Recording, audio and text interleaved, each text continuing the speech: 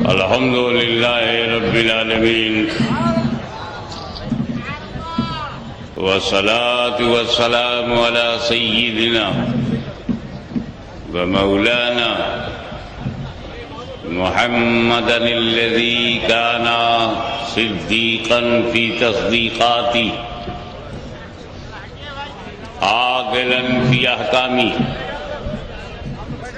غنيا في أمواله عليا في درجاته فاطما في تطهيراته حسنا في صفاته شهيدا في تجلياته زين العابدين بعباداته باقرا في علم الأولين والآخرين بمعلوماته صادقا في أقواله كاظما في جميع أحواله متمكنا في مقام الرضا جوادا كفه عند العطاء هاديا إلى سبيل النجاة عسكريا مع الغزاة مهديا إلى طريق اليقين غياث المستغيثين غوث العالمين معين الملة والدين أشرف الأولين والآخرين صلوات الله وسلامه عليه وعلى آله وصحابه أجمعين أما بعد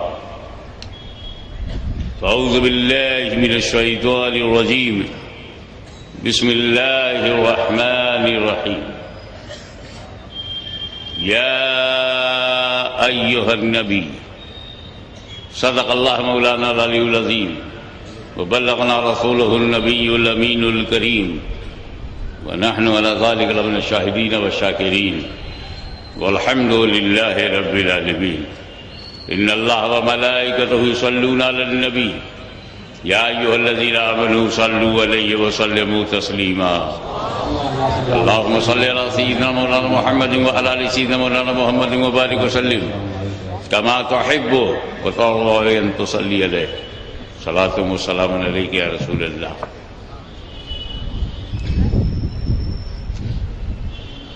سب سے پہلے تو میں ان تمام شہزادگان غوث اعظم وابستگان غوث اعظم اور غلامانہ غوث اعظم کو مبارکباد پیش کرتا ہوں کہ اس وسیع و عریض احاطے کو اپنے احاطے میں لے لیا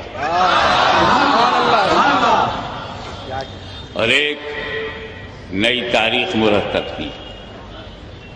اور یہ وہی لوگ کر پاتے ہیں جو در والے ہیں. جن کے پاس در ہے وہی کہہ سکتے ہیں کہ ہاں ہے در ہے. سبحان اللہ سبحان اللہ. ہے کہ نہیں کیا در؟ تو اگر ہے تو ہے در.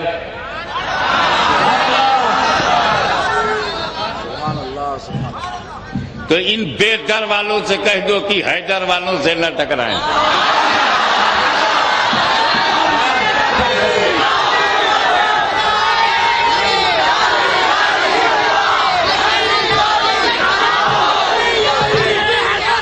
ہم سنی مسلمانوں کا در جہاں دیکھو گے ملے گا در. مدینے میں ہے در, نجف میں ہے در, بغداد میں ہے در. کہاں نہیں ہے؟ اجمیر میں ہے در. بے شک سبحان اللہ. اور جہاں ہے در وہیں آباد ہے. جہاں ہے در وہی آباد ہے. اسی لیے تو یہ حیدرآباد ہے.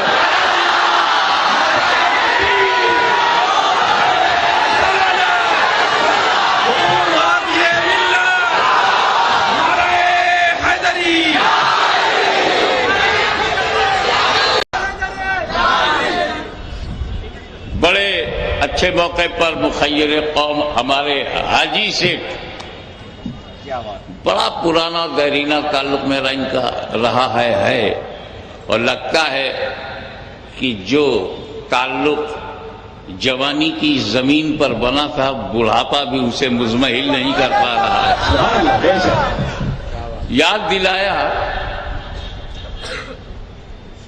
کہ میرا دل کا، روح کا اور نظریے کا حیدرآباد سے کتنا گہرا تعلق ہے کہ یہاں کے صرف ایک جلسے کے لیے میں مانچسٹر سے آیا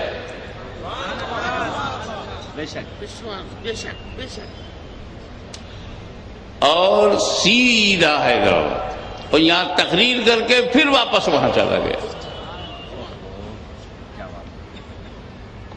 کیونکہ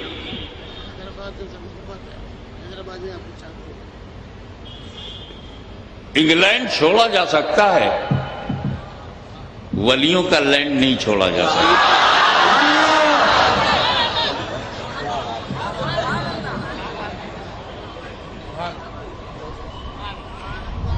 یہ امریکہ ہے، یہ انگلینڈ ہے، یہ چائنا ہے، یہ رشیا، یہ ہے کیا؟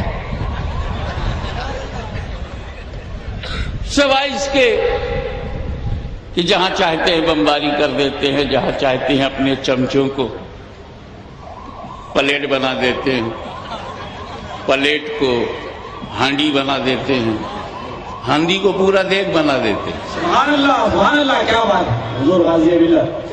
یہ بادشاہ بنا سکتے ہیں، یہ شیخ بنا سکتے ہیں، یہ لڑا سکتے ہیں، یہ کارپیٹ بمبنگ کر سکتے ہیں، یہ نسل انسانی کا قتل کر سکتے ہیں، اپنے پسندیدہ نوکروں کو بادشاہ بنا سکتے ہیں. یہ دنیا داری کے دلدل میں پھنسی ہوئی سپر پاور طاقتیں کنگ تو بنا سکتی ہیں، بنا چکی ہیں اور اپنے جیسا کنگ بنانا چاہتی ہیں، لیکن میں کہتا ہوں ایک نہیں ہزاروں امریکہ سر پٹک پٹک کے مر جائے، ایک غوث اعظم نہیں بنا سکتی.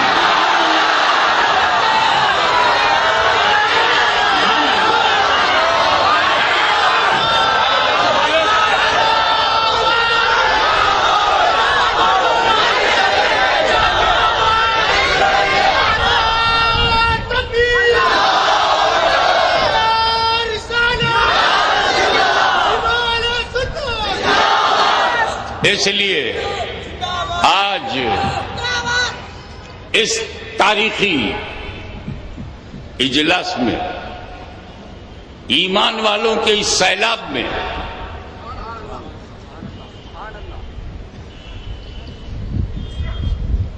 کچھ بات ہوگی نبی کے بارے میں، کچھ بات ہوگی علی کے بارے میں، کچھ بات ہوگی ولی کے بارے میں. آج میرا عنوان ہے نبی، علی، ولی.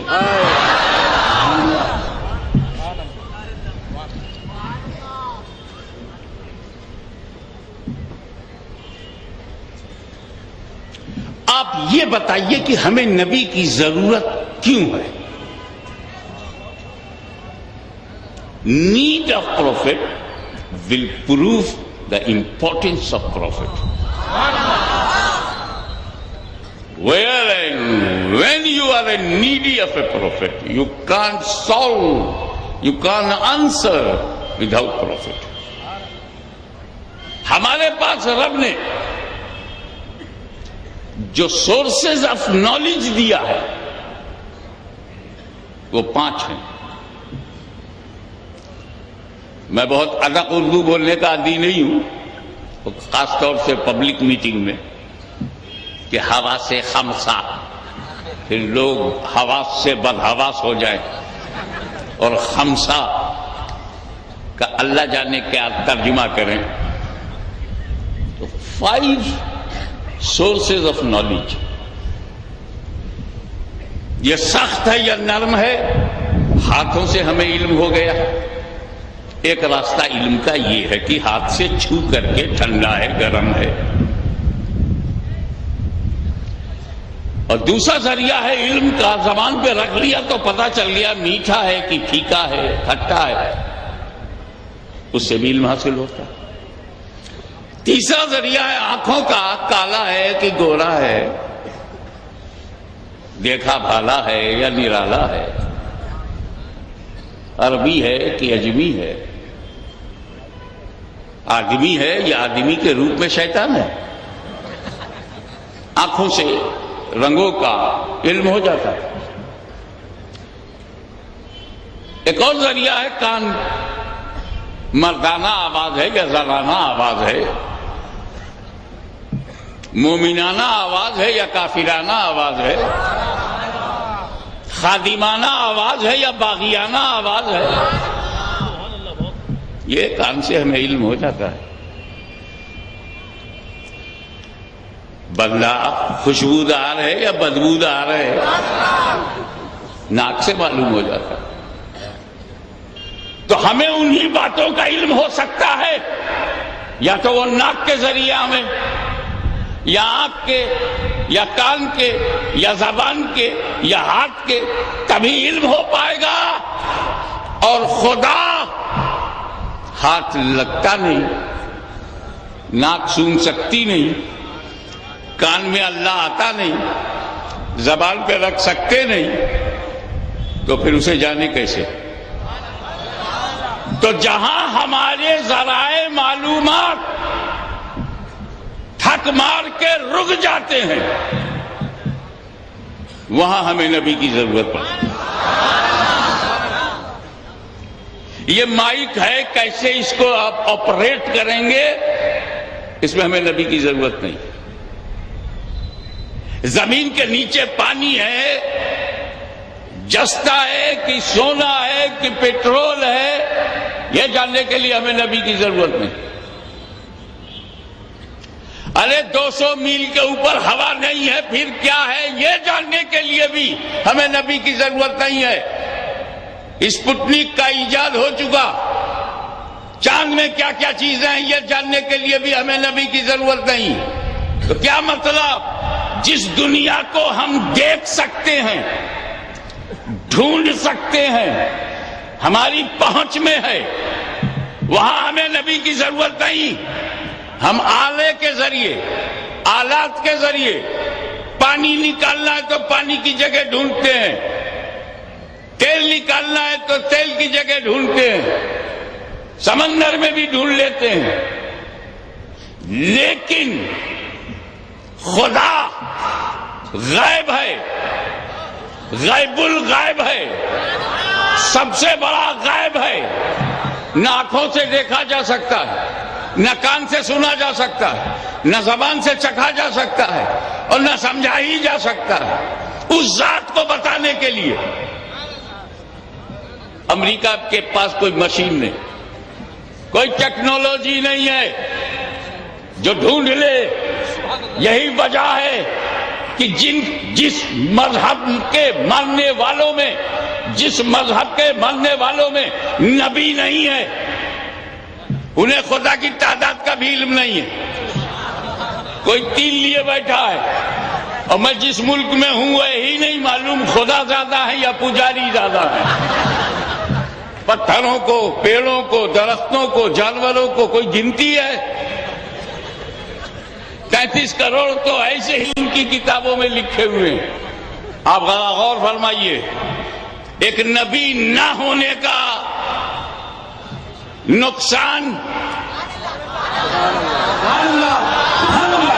کہ کشمیر سے کنیا کماری تک اپنے بنانے والے کو نہیں پہچان پا رہے ہیں، اپنے خالق و مالک کو نہیں پہچان رہے، صرف اس لیے کہ ان میں نبی نہیں ہے۔ اب نبی کی جگہ نبی آنا بند ہو گیا تو اب اس کی جگہ ولی۔ اب جس جماعت میں ولی نہیں ہوگا اس جماعت کو کتنا نقصان ہوگا۔ نبی نہ ہو تو مذہب اندھیرے میں چلا جاتا ہے، اور ولی نہ ہو تو جماعت اندھیرے میں چلی جاتی ہے۔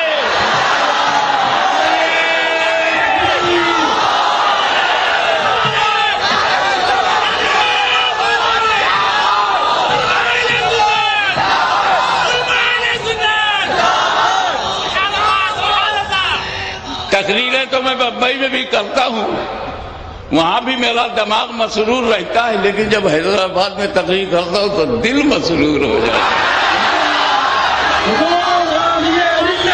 ایسا لگتا ہے کہ بمبئی مالداروں کا شہر ہے اور حیدرآباد دلداروں کا شہر ہے۔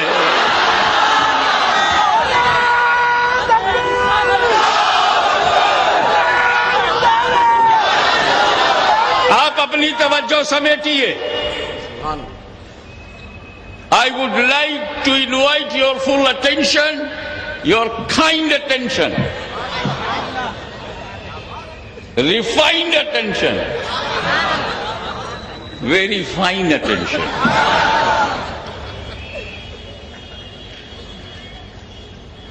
میں پبلک کو کیا سر، حضرت شیخ الجامعہ بیٹھے ان کے پاس اس کے آیات قرآنیہ اور احادیث نبویہ کی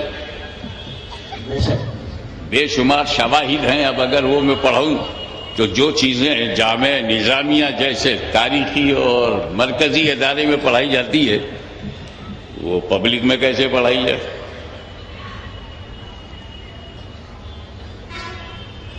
تو میں آپ کی زبان میں جامعہ کی روح پیش کروں۔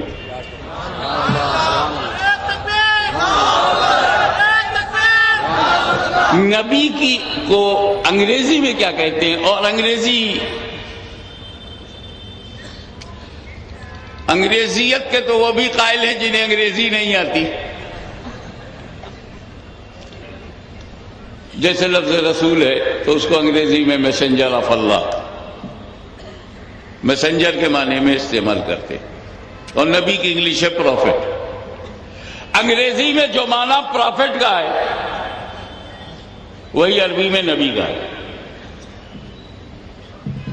یہ دونوں مرادف ہیں، زبان کا فرق ہے۔ عربی میں نبی کہتے ہیں، انگریزی میں پروفٹ۔ اب پروفٹ کا معنی سمجھانے کی ضرورت ہی نہیں ہے، پروفٹ وہی ہے جو پروفیسی کرے، اور پروفیسی اسی کو کہتے ہیں جو اگلی بات بتائے، مستقبل کی بات بتائے، چھپی بات بتائے، ڈھکی بات بتائے، غیب کی بات بتائے۔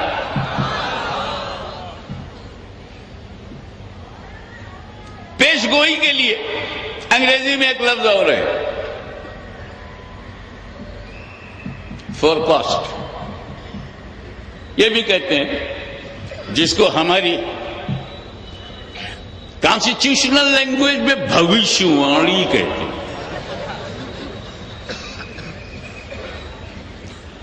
مستقبل کی بات بتانا، اکثر وہ ہندی بلیٹن میں آتا رہتا ہے کہ اگلے 24 گھنٹے میں بوندا باندی کی سمبھاونا ہے۔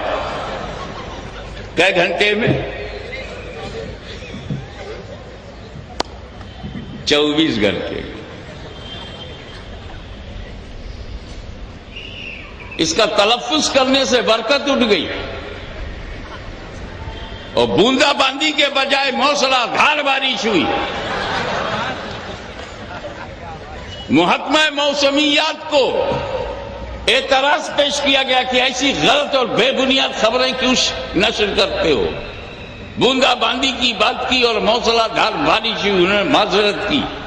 ایسا ہوا کہ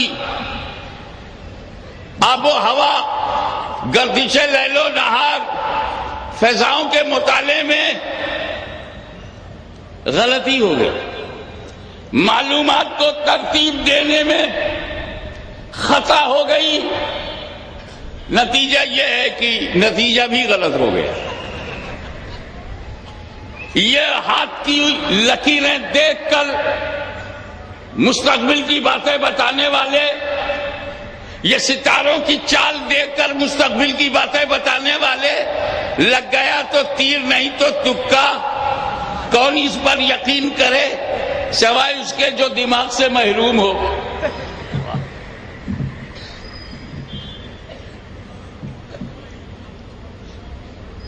بہانے بازی کرتے ہیں۔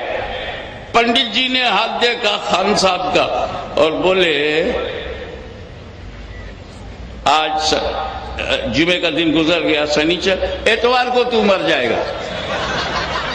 اور خان صاحب ڈنڈا لیے ہوئے دوشنبے کو اسے ڈھونڈ رہے ہیں. تو بولا کہ اتوار کو مر جاؤں گا، آج پیر کا دن ہے، زندہ ہوں، اب تو نہیں رہے گا. اس نے دوبارہ ہاتھ دیکھ کے کہا خان صاحب یہ جو آپ کی موت کی لکیر تھی وہ مٹ گئی. کیا دکانداری چلاتے ہو بھائی؟ ہو جائے تو تم سچے اور نہ ہوئے تو لکیر کی غلطی. ایسے لکیر کے فقیر، ان کی باتوں پہ بھروسہ نہ کرنا. مستقبل جاننے کے لیے بدحواس مت ہو، وہ تو خود ہی چلا آئے گا.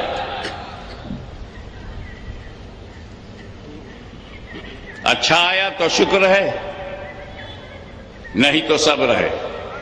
پریشان ہونے کی کیا ضرورت ہے کہ مستقبل کیا ہے؟ Wait and watch. لیکن حالت جنگ میں قصداً میں یہ حالت بول رہا ہوں، intentionally I am selecting during war, کیونکہ حالت جنگ میں بڑے سے بڑا کرنل، بڑے سے بڑا جنرل بھی نہیں بتا سکتا کہ اس کا سپاہی کہاں ہے. جنگ چھڑ گئی، کوئی نہیں بتا سکتا. حالت جنگ میں یہ سارے یورپی ممالک حریصانہ نظر سے لیبیا کی زمین نہیں، انہیں تیل چاہیے، آج وہ بتا دیں کہ کون سا سپاہی کون سا فوجی کہاں ہے، کیونکہ حالت جنگ میں عدم تعین ہے. ارے انہیں کیا پتا ہوگا، خود سپاہی کو نہیں معلوم کہ لڑتے لڑتے میں آگے جاؤں گا یا مجھے ہٹتے ہٹتے پیچھے ہونا ہے، میں ماروں گا یا مر جاؤں گا. اسے اپنی پوزیشن کا علم خود نہیں ہے. بہت غیر یقینی حالت ہے حالت جنگ. مگر اس غیر یقینی حالت میں اگر میدان جنگ میں میرا نبی لکیر کھینچ کر کہہ دے ابو جہل یہاں مرے گا، عتبہ یہاں مرے گا، شیبہ یہاں مرے گا،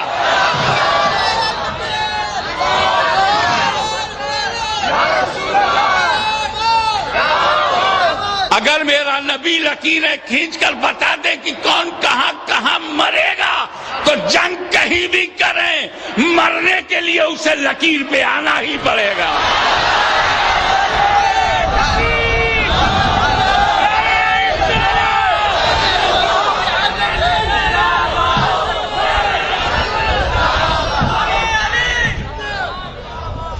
اس لیے کہ کسی نجومی کا یہ علم نجوم نہیں ہے، میرے نبی کا علم غیب ہے. رسول کے علم غیب کو ماننے کے لیے تھوڑی سی عقل کی ضرورت ہے، چاہے ایمان ہو یا نہ ہو. نبی کو غیب نہ ماننا یہ معمولی عقل کا بھی کام ہے، چاہے ایمان والا نہ ہو.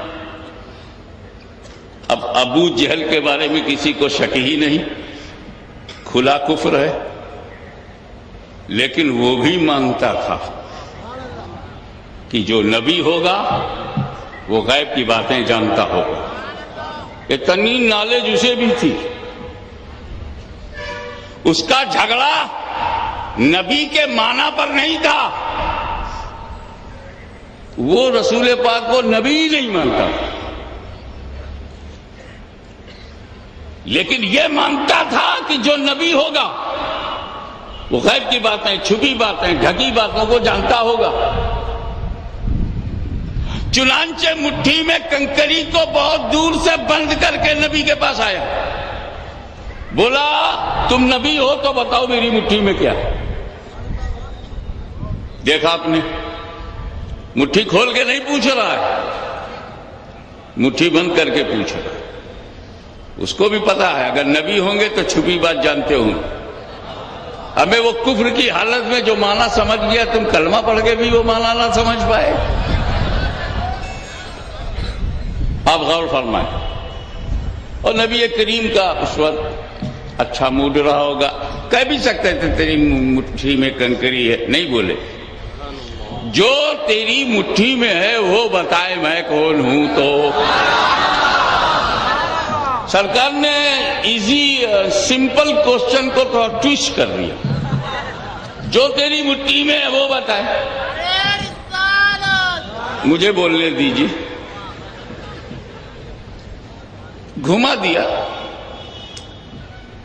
جو تیری مٹھی میں ہے وہ بتائے. ارے تو ابھی میرے علم غیب پہ ڈاؤٹ کر رہا ہے. لے لگے ہاتھ اپنا پاور بھی بتا دوں. میں کیا مٹھی تیری ہوگی, بولی میری بولے گی.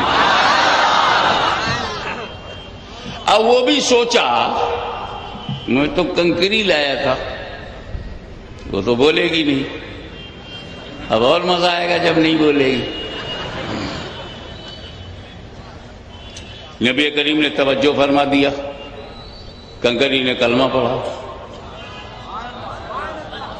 اور جب کلمے کی آواز سنی گھبرا گیا. اور یہ انسانی فطرت ہے کہ جہاں سے عاجز ہوتا ہے ادھر ہی پھینکتا. تو نبی کریم کی طرف کنکری پھینک کے بھاگ گیا. تو علم غیب پہ چیلنج کرنا, جواب پا کے بھاگ جانا, یہ عادت آپ نے کیوں اپنائی؟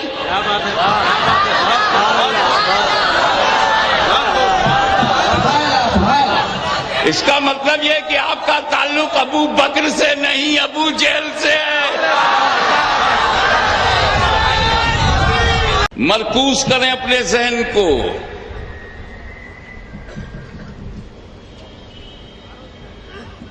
ان بولتی کنکری بولنے لگی. کیا مطلب؟ میرا نبی کسی ان بولتے پہ نظر ڈال دے تو وہ بولتا ہو جائے, اور کسی بولتے پہ نظر ڈال دے تو نہ جانے کتنے بولتوں کی بولتی بند ہو جائے.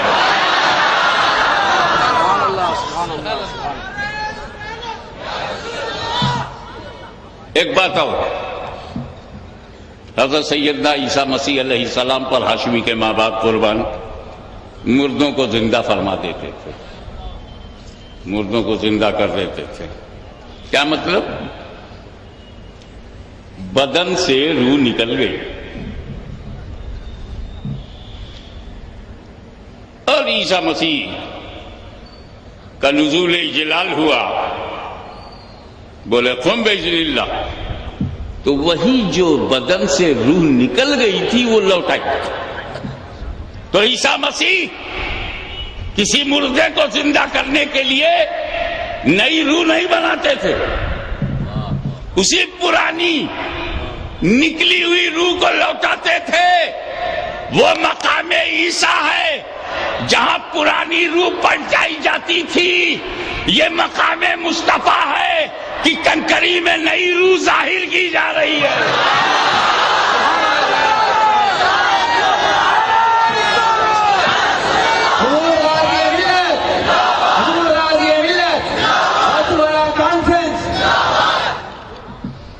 اور ایک بات اور بتاؤں, 100% کریکٹ ہے. اگر کوئی ولی کسی بنگالی جو مر گیا ہو اللہ کے حکم سے زندہ کر دے تو وہ بنگالی اٹھ کے بنگلہ ہی بولے گا.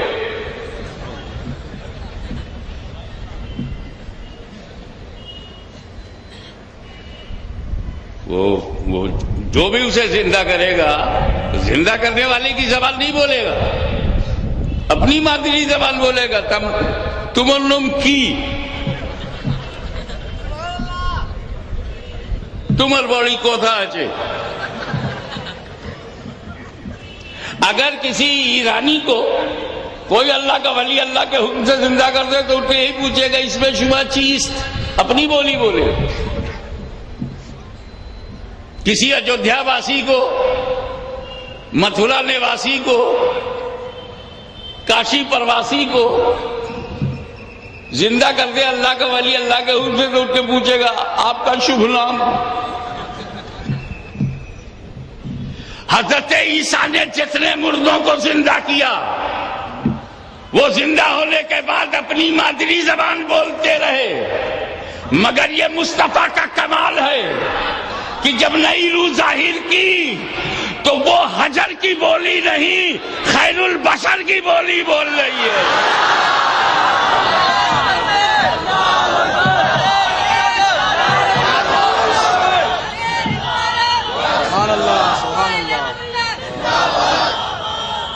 اس موڑ پر میں حیدرآباد کے غیور مسلمانوں کی توجہ چاہوں گا۔ اب غور فرمائیے کہ کنکری نے جب کلمہ پڑھا تھا تو کس کی مٹھی میں تھی؟ صدیق اکبر کی؟ نہیں۔ سرکار فاروق اعظم کی؟ نہیں۔ آقا ذوالنورین کی؟ نہیں۔ مولا کائنات علی مرتضیٰ کی مٹھی میں؟ نہیں۔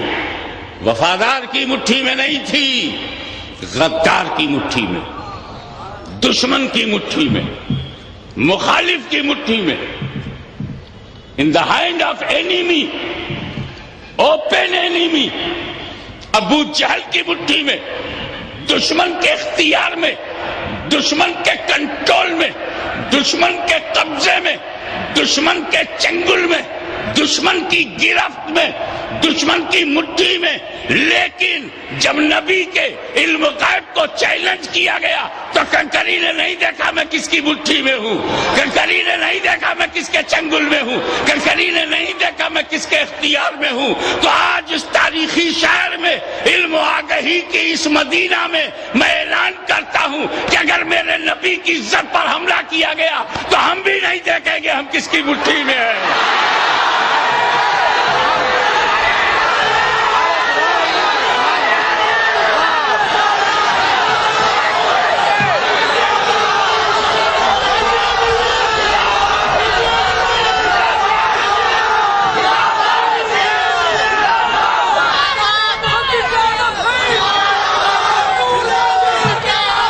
جو جان مانگو تو جان دے دیں، جو مال مانگو تو مال دے دیں، مگر یہ ہم سے کبھی نہ ہوگا نبی کا جاہو جلال دے دیں۔ تو طاغوتی طاقتوں کے نشے میں مسلم ممالک کو تو تاراج کرنے والی طاقتوں سنو، ہم نبی کے وفادار ہیں، ہم مٹھی نہیں دیکھتے، چاہے گولیوں کی برسات ہو، چاہے میزائلوں کی یلغار ہو، مصطفیٰ کا وفادار تک سکتا ہے، جھک نہیں سکتا۔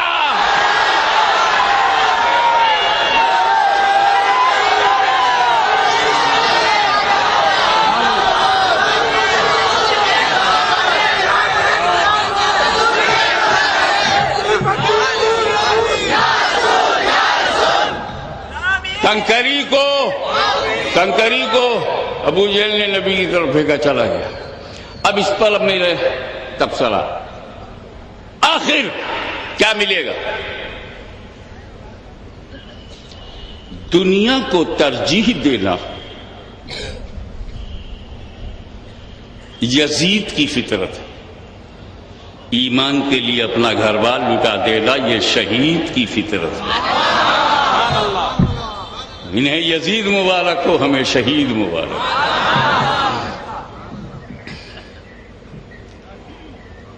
فائدہ کیا؟ کنکری کی نقل کریں گے، اس کی روش میں چلیں گے، کنہی حالات میں بھی ہوں، کسی کی مٹھی میں ہو، کسی کے قبضے میں ہو، نبی کی بولی بولیں گے، کیا ملے گا؟ کیا فائدہ؟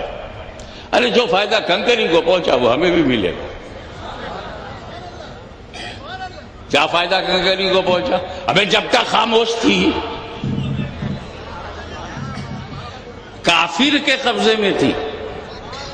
آج بھی ہندوستان میں کئی خاموش لیڈر ہیں۔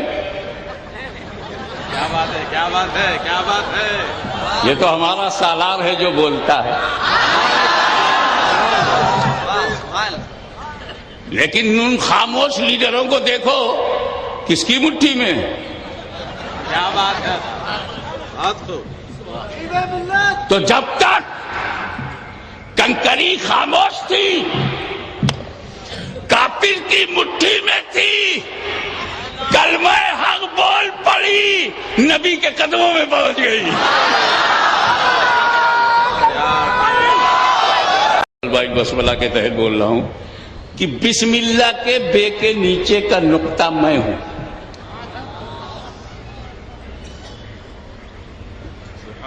بس کسی نے کہا حضرت یہ نقطہ کیا ہوگا؟ ایسے رکھو، کوئی بھی پین ہو، اب نو کے قلم سے ایک بن گیا نقطہ، اور اس پہ انگلی رکھ دو تو نقطہ دکھائی نہیں دے گا۔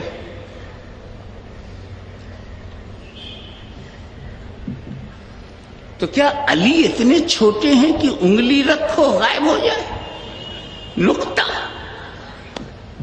میں کہا تو کچھ پڑھتا بھی ہے ایسے گھومتا ہے؟ بولا حضور سائنس کا اسٹوڈنٹ ہوں۔ تو میں نے کہا تم مجھ کو یہ بتاؤ کہ ایٹم کی ڈیفینیشن کیا ہے؟ بولے جسے ڈیوائڈ نہ کیا جا سکے، ایٹم از انڈیوائڈیبل، پرمانو کا وبھاجن اسمبھو ہے۔ یہ تھوڑی تھوڑی چٹنی جو ہے نوالے کو گھسیٹنے کے کام آتی ہے۔ ایک ایسا جوس جس کے اجزاء نہ ہو، ہمارے شیخ الجامعہ نے تو کتنوں کو پڑھا کر کے پڑھانے والا بنا دیا۔ سبحان اللہ سبحان اللہ۔ میں نے کہا یہی تو نقطے کی بھی ڈیفینیشن ہے، نقطہ وہ ہے جس کے اجزاء نہ ہوں، اور تمہاری ٹرمالوجی میں وہ ایٹم ہے،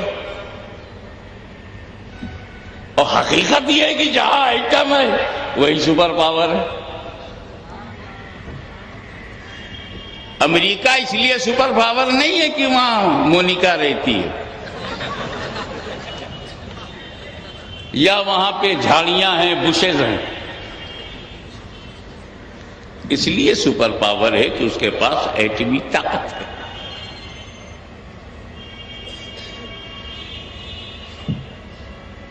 انگلینڈ میں ایٹم ہے، وہ سپر پاور ہے، فرانس میں ایٹم ہے، وہ سپر پاور ہے، رشیا میں ہے تو وہ سپر پاور ہے، چائنا میں ہے، اور آج خواجہ غریب نواز کی مہربانی سے سبحان اللہ سبحان اللہ۔ ہندوستان کی یہ پاون دھرتی بھی پرمانو شکت سمپن راشٹر بن چکا ہے۔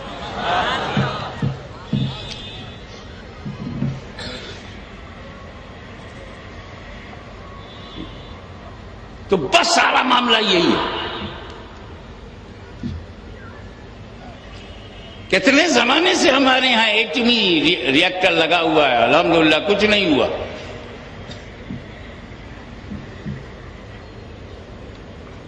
کیونکہ یہاں دکھنے والا راجا اور ہے، حکومت چلانے والا خواجہ اور ہے۔ نعرے تکبیر، نعرے رسالت۔ یہ جاپان میں کوئی خواجہ نہیں ہے، جاپان میں غوث اعظم کی اولاد کا کوئی دربار، کوئی درگاہ نہیں ہے۔ طاقت جمع کرتے رہے، طاقت بچا نہ سکے۔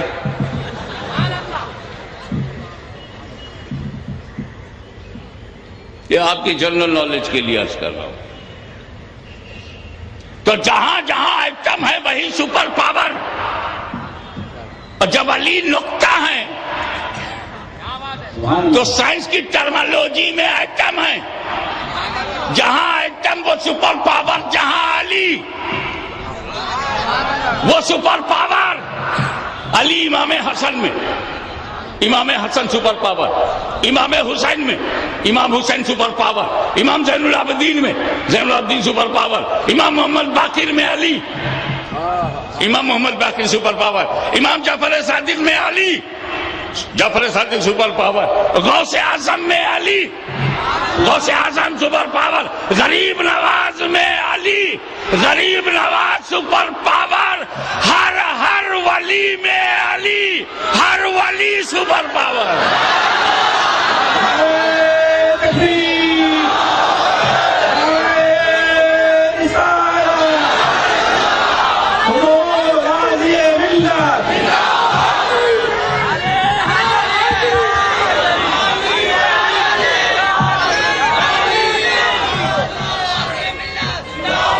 آپ اپنی توجہ کو سمیٹتے ہوئے چلیں. وہ لڑکے نے پتلی گلی سے بھاگ گیا, بولا مجھ کو تو سائنس نہیں آتی. میں نے کہا تو بھی آ, کچھ تو تجھے آتا ہے. ہاں میں تو تاریخ اور جغرافیہ کا طالب علم ہوں. تو میں کہا یہاں بھی میں تجھے نہیں چھوڑوں گا. اگر تو تاریخ اور جغرافیہ کا طالب علم ہے تو ذرا مجھے یہ بتا کہ تیرے پاس ہندوستان کا نقشہ ہے کہ نہیں. بولے ہے تو لے آ.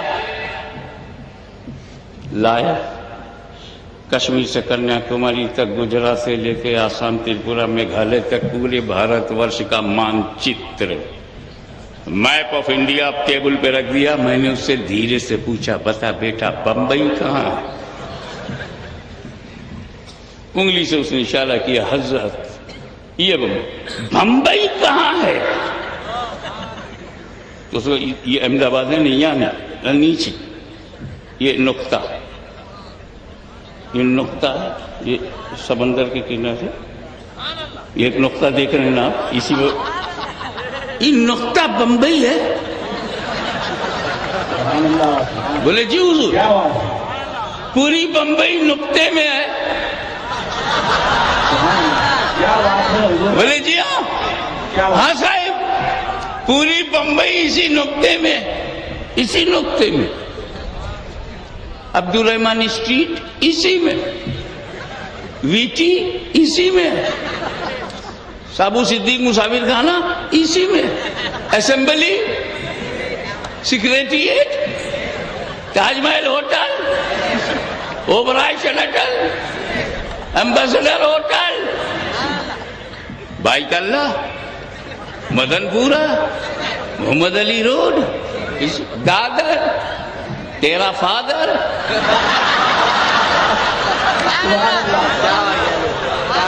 اسی میں, پریل اسی, ماہیم اسی میں, سانتا کروز, دھارابی اسی میں, ملن, بھانڈو اسی میں, کرلا,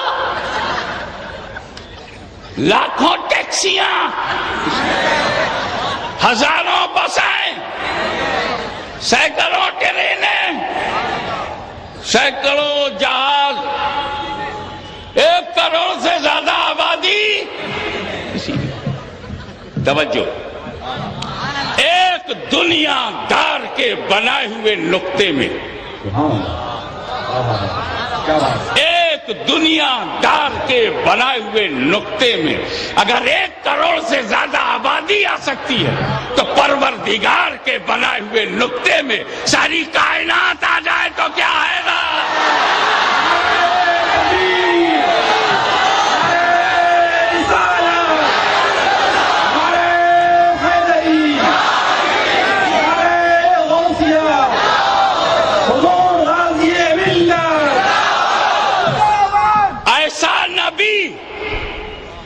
ایسا علی,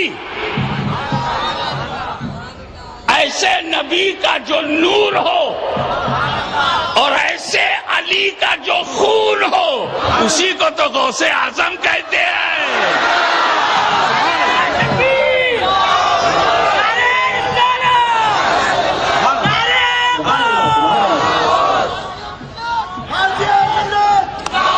آئیے توجہ چاہوں گا, وہ واقعہ جس کو آپ نے 100 بار سے زیادہ سنا ہوگا, آج مجھ سے سنیے. ایک نوجوان لڑکا ہے, آبادی سے نکل گیا, بھوک نے دبایا, ضرورت نے ستایا, کھانے کو کچھ پاس نہ, دریا سے ایک بہتا ہوا سیب نظر آیا, دھویا, ہماری زبان میں نہ دیکھا اور نہ دیکھا تاؤ, کھا گئے. پیٹ کی آگ بجھی, روح کی آواز اٹھی. پیٹ کی آگ بجھی, روح کی آواز اٹھی, یہ تو نے کیا کر دیا؟ بلا اجازت سیب کھا لیا. غور کیا یہ سیب کس کا ہے, اس سے معافی مانگنا چاہیے. خوف الہی سے کلیجہ کانپ اٹھا کہ میں نے لاشعور میں اجلتن غفلتن کھا لیا، بھوک کا دباؤ تھا، لیکن جب تسلی ہوئی، آتش بجھ گئی، بھوک کی آگ بجھ گئی، تو خیال آیا کہ یہ ابھی تو پیٹ میں گیا ہے،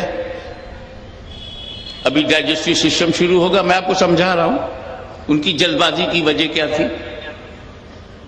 پھر ایک لکوڈ نکلے گا، بہت کڑوا ہوگا، اسے ڈائجسٹ کرنے کے لیے وہ پیپسین کو پیپٹون میں چینج کرے گا، اور یہ سسٹم چلتا رہے گا۔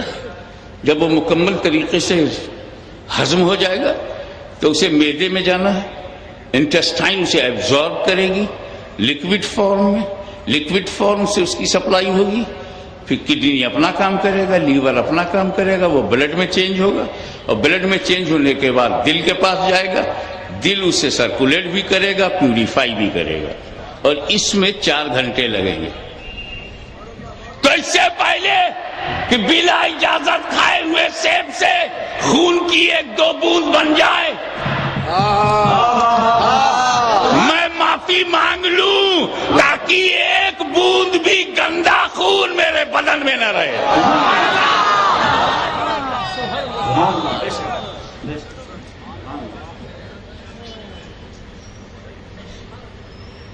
غور کیا تو انہیں لگا کہ وہ سیبوں کا باغ ہے اور وہیں سے یہ گرا ہوگا اور ادھر بہتا ہوا آ گیا ہوگا۔ غفلتاً ایک سیب کھا لینے میں خشیت الہی کا یہ عالم کہ زندگی کو خطرے میں ڈال کر دریا میں تیرنے لگے، اس پار پہنچ کر معافی مانگوں گا، اور آپ جان بوجھ کر حرام کھا جاتے ہو، ڈکار بھی نہیں لیتے۔ خوف خدا تو خوف خدا، خیال خدا بھی نہیں رہتا۔ جب اس پار پہنچے تو انہوں نے دریافت کیا اس باغ کا مالک کون ہے، تو ایک ضعیف العمر برآمد ہوئے، میں ہوں۔ یہ سارے باغ آپ کے؟ جی وہ ایک آپ کے کسی پیڑ سے ایک پھل گر گیا، کوئی بات نہیں، وہ گر کر بہتے بہتے آگے چلا گیا، تو وہ بلا اجازت میں نے کھا لیا، میں معافی مانگنے آیا ہوں۔ وہ سوچ میں پڑ گئے کہ لوگ پوری عوام کا حق کھا جاتے ہیں، یہ بندہ کون سا اسپیشل بندہ ہے کہ بہا ہوا پھل جس پر کوئی مدعی نہیں، کیا کہنا، اگر غفلتاً کھا لیا تو اتنی بڑی بات نہیں تھی۔ آدمی کو دیگر ہے، آدمی کو دوسرے قسم کا ہے، تو کیا چاہتے ہو؟ وہ میں یہ چاہتا ہوں کہ جلدی سے معاف کر دیجئے، اس سے پہلے کہ وہ خون بنے، معاف کر دیجئے۔ تب تو اور گہرائی سے وہ دیکھنے لگے، تجربے کی آنکھوں سے، ایک ایسا نوجوان جس میں خشیت الہی اس درجہ ہو، کیا کر سکتے ہو؟ جو کہیے، نوکری کہیے، پیر دبانے کو کہیے، جھاڑو دینے کو کہیے، مالی بنا دیجئے، جو کیجئے میں سب کروں گا، پہلے معاف کر دیجئے۔ انہوں نے تجربے کی آنکھوں سے دیکھ کر عجیب و غریب شرط لگائی کہ معاف تو کروں گا لیکن میری بیٹی سے شادی کرنا پڑے گا۔ اتنا پاک نوجوان کہاں ملے گا؟ بوڑھے نے تجربے کی آنکھوں سے دیکھا کہ میری بیٹی سے شادی کرنا پڑے گا۔ اور سنو، میری بیٹی اندھی ہے، بہری ہے، گونگی ہے، شادی کرے گا تو معاف کروں گا۔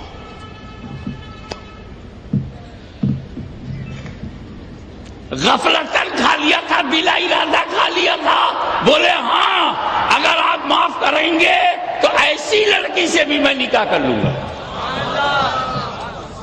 وہاں اندھی جان کر، سنا کی اندھی ہے، سنا کی بہری ہے، سنا کی گونگی ہے، اور ہاں کر رہے ہیں۔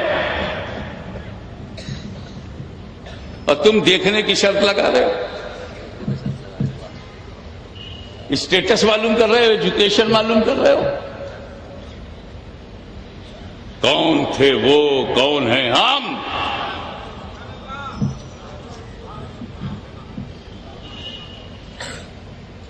نکاح ہو گیا، ان کو پہلے معاف کرو، اب معاف ہو گیا، نکاح ہو گیا.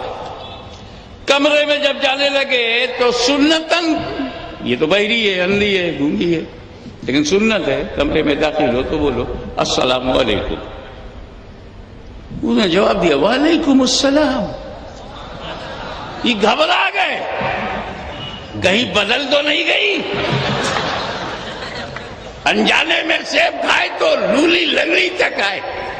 ابھی یہاں دوسری غلطی ہوئی تو کہاں تک پہنچوں گا.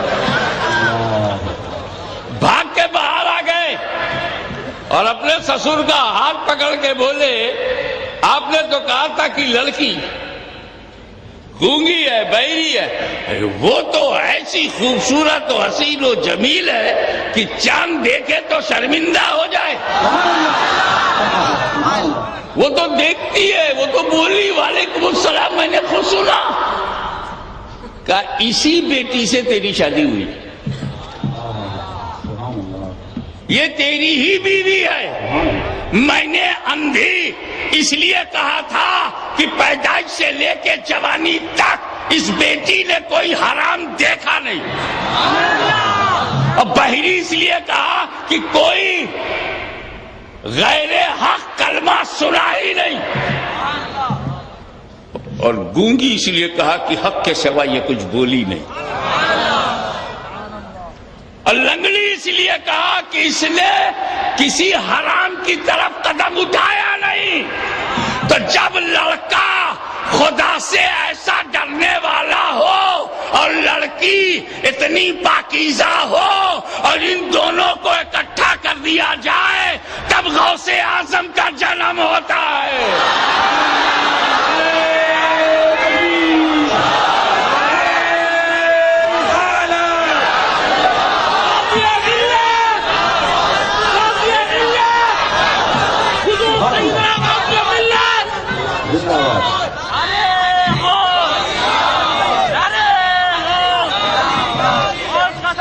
ہمارے پاس کوئی نیا غوث اعظم نہیں ہے کہ نئی نئی باتیں بتائیں، یہ نئی نئی باتیں، نئی نئی جماعتیں بتائیں.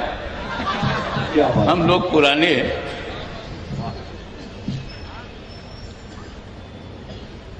ہم صحابی کو نہیں چھوڑ سکتے. ہمیں اب حیدرآباد کو قافیہ بتانے کی ضرورت کیا ہے؟ سبحان اللہ.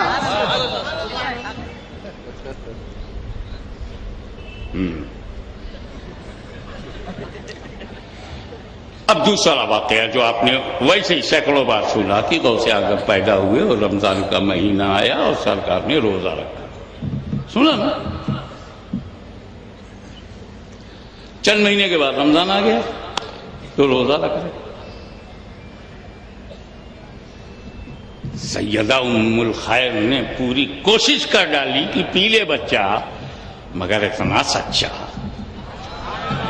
اور سب سے اچھا. منہ نہیں لگا رہا. سحری کا وقت ختم، مدر ملک سے دور.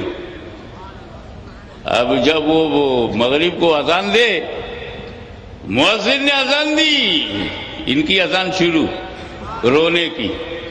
میں بھی تو روزے سے تھا، میں بھی تو روزے سے تھا، اور میری افطاری تو اماں کے سینے میں ہے.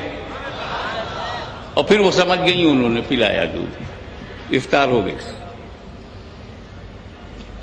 ٹھیک 12 مہینے کے بعد جب دوسرا رمضان کا مسئلہ آیا اور یہ عہد شیر خارگی ہی میں ہے، شیر خار بچہ،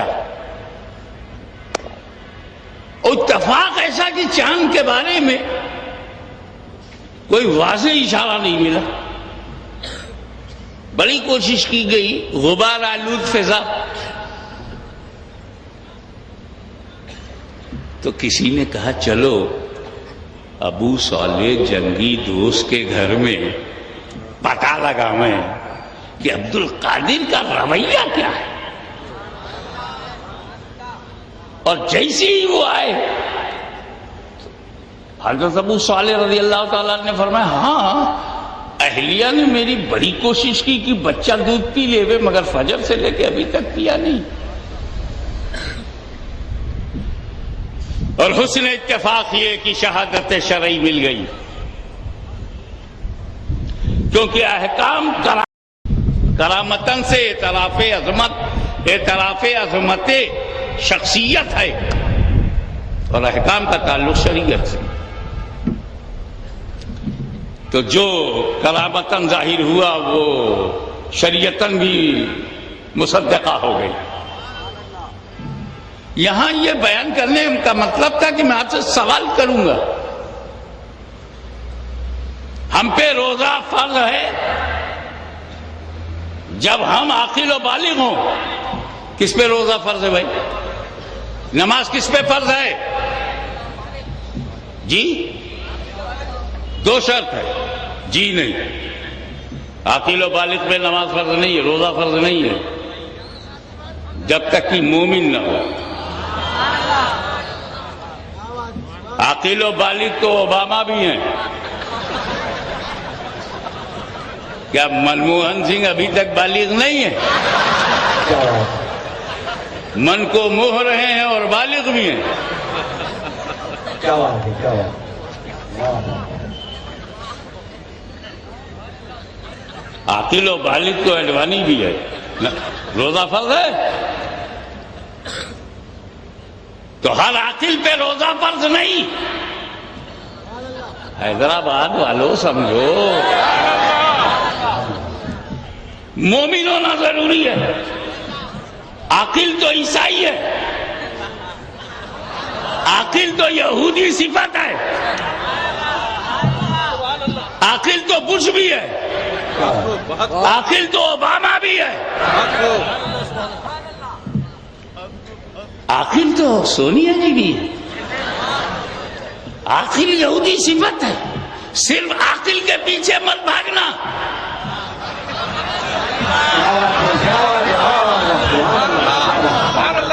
میں آپ کے سمجھ کے نظر کرتا ہوں.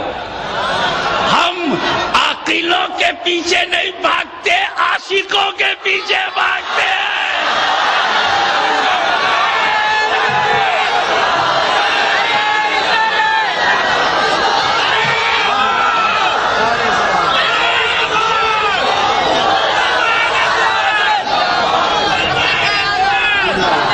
مجھے سمیٹنے دیجئے. میں چاہتا ہوں کہ ٹائم فریم میں میرا مطلب پورا ہو جائے، میرا مقصد پورا ہو جائے. اور جو آپ نے تاریخ ساز یہ کانفرنس کیا ہے لوگ مدتوں یاد کرتے رہے.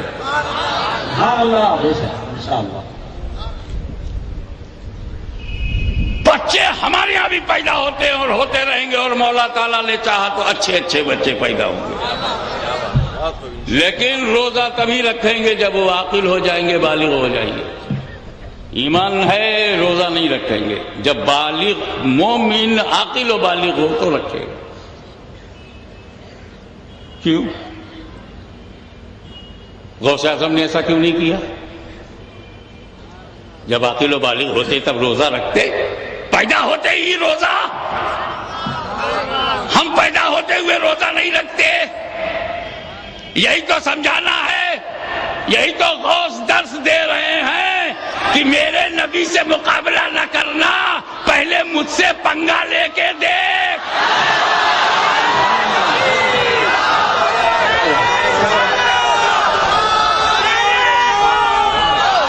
امام حسن کا پوتا جب تیری طرح نہیں تو اس پوتے کا دادا تیری طرح کیسے ہوگا؟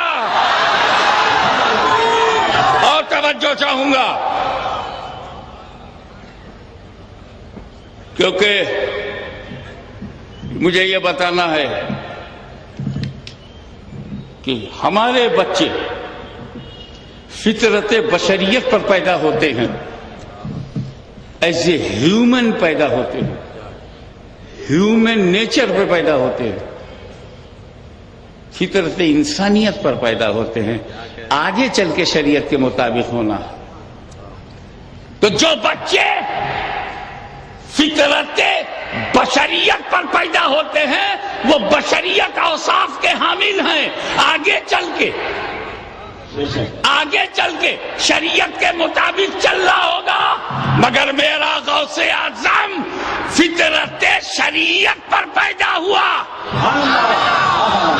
فطرت شریعت پر پیدا ہوا, آگے چل کے اسے مشیت کے مطابق چل رہا ہے. جو شریعت کے مطابق چلتا ہے اسے سنی کہتے ہیں, اور جو مشیت کے مطابق چلتا ہے اسے غوث اعظم کہتے ہیں.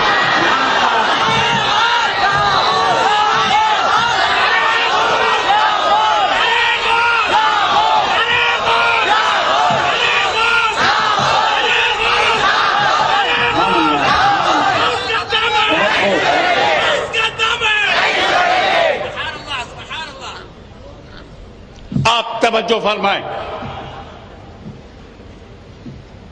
ہم جب کوئی چیز پینا چاہتے ہیں پیتے بعد میں ہیں, شریعت سے اجازت پہلے لیتے ہیں, ممنوعات میں ہے نہیں پیئیں گے. جب کوئی معقولات ہمارے سامنے رکھے جاتے ہیں تو ہم کھاتے پیتے بعد میں ہیں, شریعت میں دیکھتے ہیں فہرست میں ہے کہ نہیں, جائز ہے کہ نہیں. تو دنیا کا سارا مسلمان مجھ جیسے سنی سہول عقیدہ لوگ پیتے ہیں تو شریعت کو سامنے رکھتے ہیں, وہ اجازت دے تو پیتے ہیں, وہ اجازت دے تو کھاتے ہیں. لیکن زندگی میں ایک مقام ایسا بھی آیا کہ غوث اعظم نے اعلان اعلان فرمایا کہ میں اس وقت تک پانی نہیں پیتا جب تک خدا نہ کہے کہ عبد القادر پانی پیو. میں اس وقت تک روٹی نہیں کھاتا جب تک خدا نہ کہے عبد القادر کھانا کھا لو.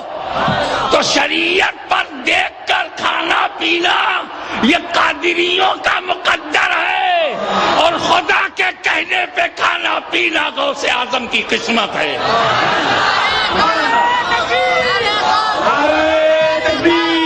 اب اہل سنت و جماعت, اب اہل سنت و جماعت یہ تھے, یہ ہیں, اور قیامت تک رہیں گے. ان کو مٹایا نہیں جا سکتا. بمباری کی جا سکتی ہے, مٹایا نہیں جا سکتا. پھانسی پہ لٹکایا جا سکتا ہے, مٹایا نہیں جا سکتا.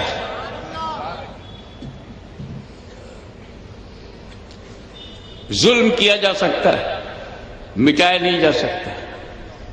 کربلا کو خون سے رنگین کیا جا سکتا ہے, خاندان کو مٹایا نہیں جا سکتا.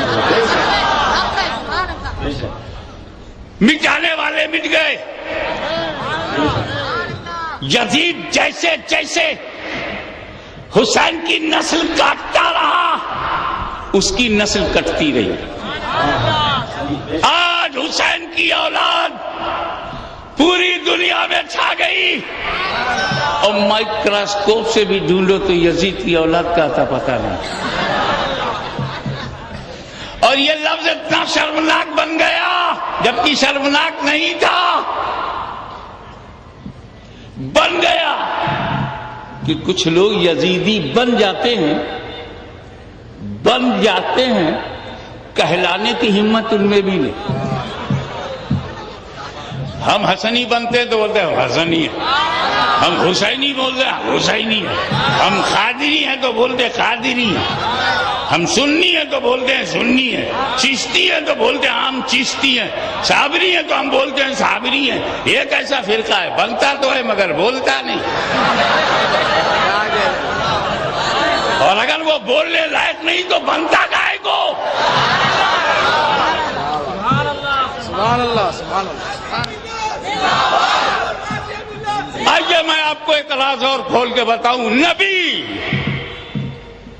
نبی گئے, امت زیر سائے علی آئے. وہ گئے تھے امام حسن, وہ گئے تھے امام حسین, امام زین العابدین, امام محمد باقر, امام جعفر صادق, امام موسیٰ کاظم، امام موسیٰ رضا، امام ہادی، امام حسن عسکری، اور وہاں سے جو دور شروع ہوا وہ دور غوث اعظم، اور آج تک دور غوث اعظم کا۔ سبحان اللہ سبحان اللہ۔ غوث العالم پیدا ہوں گے مگر تحت غوث اعظم ہوں گے۔ جیسے ہمارے مرشدی جدی سید اشرف جہانگیر سمنانی تاریخ سلطنت غوث العالم محبوب یزدانی ہے مگر تحت روحانیت جیلانی ہے، عبد القادر جیلانی۔ آج بھی کوئی ولی بن نہیں سکتا جب تک پروانہ ولایت پر غوث اعظم کی مہر نہ ہو، اور یہ غوث اعظم کا زمانہ کب تک رہے گا؟ امام مہدی تک۔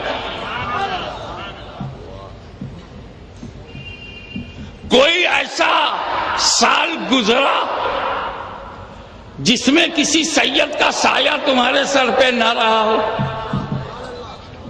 نبی سے شروع امام مہدی تک 12 ائمہ طاہرین کے بعد دور غوث اعظم کا، تو یہ دور غوث اعظم کا ہے۔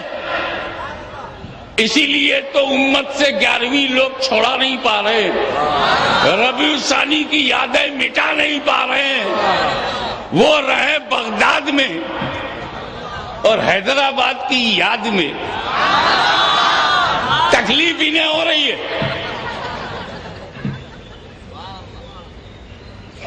تو ہر دور میں امت رسول پر سادات کا سایہ رہا۔ کل علی کا سایہ تھا، اولاد علی کا سایہ رہا، آج غوث اعظم کا سایہ ہے، کل امام مہدی کا سایہ رہے گا۔ اہل بیت کے سائے میں رہنے والے اگر جنگل میں چلے جائیں تو معلّہ بنا دیں، کربلا میں چلے جائیں تو دشت کربلا کو کربلا معلّہ بنا دیں۔ تو غوث اعظم اس عظیم المرتبت شخصیت کا نام ہے جو نہ کرتی نہیں، اسی لیے لوگ جھولی پسارے رہتے ہیں۔ ابے جو چور کو خالی نہ لوٹائے۔ تو غوث اعظم اس عظیم المرتبت شخصیت کا نام ہے جو نہ کرتی نہیں، اسی لیے لوگ جھولی پسارے رہتے ہیں۔ ابے جو چور کو خالی نہ لوٹائے وہ اپنے پیار کو کیسے خالی لوٹائے گا؟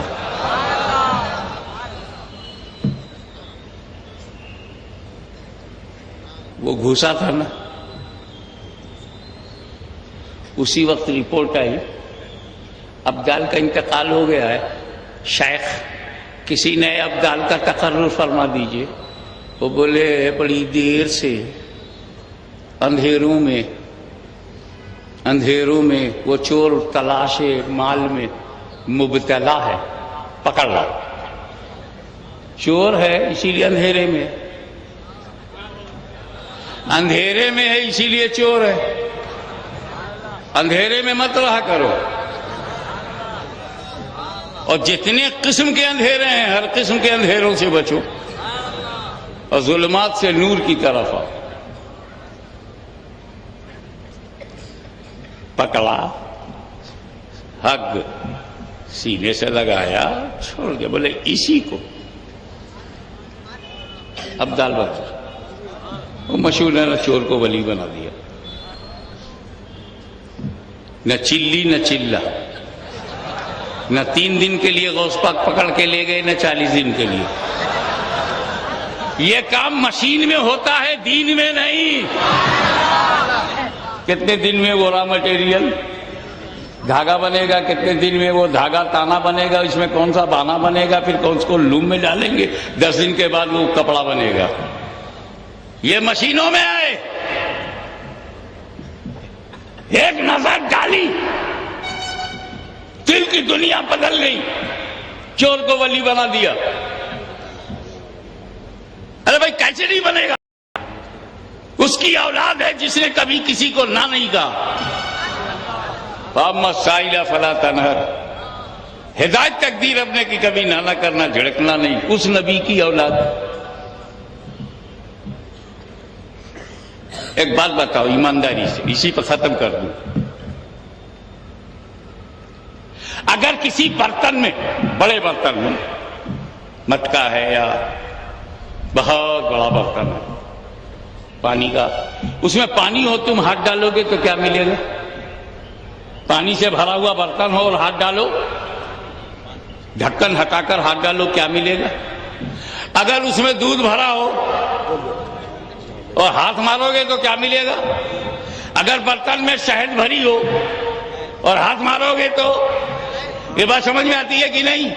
تو غوث اعظم کے گھر میں ولایت بھری ہے، ہاتھ مارو گے تو ولایت ہی ملے گی۔ ارے کیا کہنے، سبحان اللہ، واہ، سبحان اللہ، سبحان اللہ۔ اب یوں سمجھو کہ عشق مصطفیٰ، تعظیم نبی، ادب الوہیت، پاس شریعت کے رنگ میں رنگا ہوا وقت کا مجدد بارگاہ رسول میں جب اپنی دعا کو معتبر بنانا چاہتا ہے تو اپنے تصنیف کو وسیلہ نہیں بناتا، اپنی تحقیق کو وسیلہ نہیں بناتا، اپنے تجدیدی کارناموں کو وسیلہ نہیں بناتا، اپنے علم و فضل کو، تفقہ فی الدین کو، علم تفسیر کو، علم حدیث کو وسیلہ نہیں بناتا۔ یقین رکھتا ہے کہ رسول کی بارگاہ میں دعا قبول کرانا ہے تو یوں کہو تیری سرکار میں لاتا ہے رضا، اس کو شفیع تیری سرکار میں لاتا ہے رضا، اس کو شفیع جو میرا غوث ہے اور لاڈلا بیٹا تیرا۔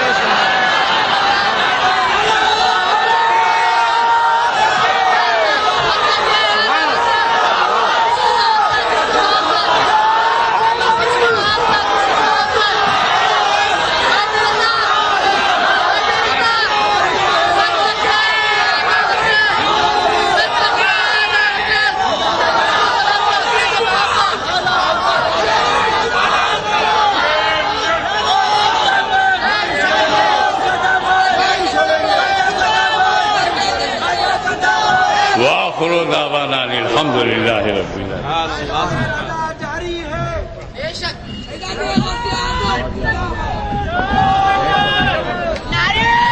حضرات گرامی، صلاۃ و سلام ہوگا، ادب سے کھڑے ہو جائیں۔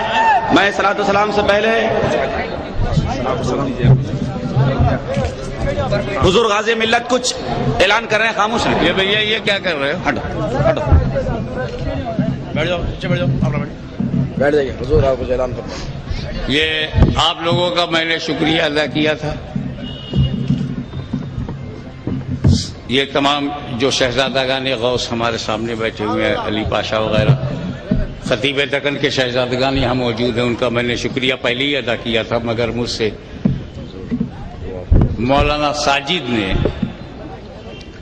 مولانا عاشق کا جو رول ادا کیا، سبحان اللہ، وہ ناقابل فراموش ہے۔ مجھے حاصل کرنے کے لیے انہوں نے کتنی مرتبہ، کتنی جد و جہد اور کن کن لوگوں کو وسیلہ بنا کر کے رابطہ بنایا اور آخرکار یہ کامیاب ہوئے۔ میں ان کی محبت، ان کی خدمت اور ان کی ہاسپٹیلٹی کا شکریہ ادا کرتا ہوں۔ مولا تعالیٰ اپنے زیر سایہ رکھے، علم میں، عمر میں برکت عطا فرمائے۔ یا نبی سلام علیکہ، یا رسول سلام علیکہ، یا حبیب سلام علیکہ، صلوات اللہ علیکہ۔ مل کے طلع البدر علینا من ثنیات الوداع وجب الشکر علینا مع دار اللہ داعی۔ یا نبی سلام علیکہ، یا رسول